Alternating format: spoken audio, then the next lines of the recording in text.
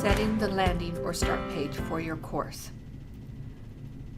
In this example, the basic overview page is used as the landing page for students when they log in, which will show them their play plans as well as their tasks.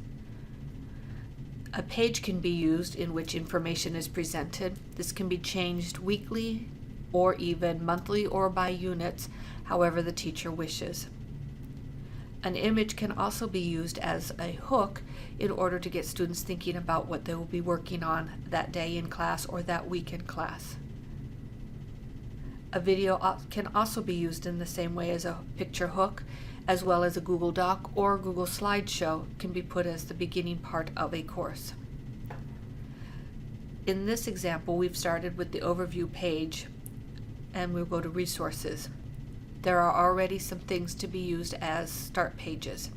Going to More, click on Settings, and then click Course Properties and Features.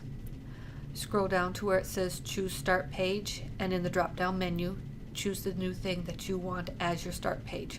Be sure to save it, and we will relaunch the page so you can see how it looks as the new start page. In this case, Google Slide was used, and as that Google Slide is updated in the drive, it will update automatically in the core. Let's reset that start page with a different kind of activity.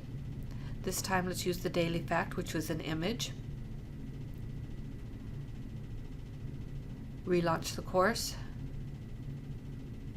And as you can see, that image is now the startup page that students will see as soon as they log into the course. Please keep in mind that whatever you decide to use as the start page must be its own resource in the list. It cannot be embedded within a folder.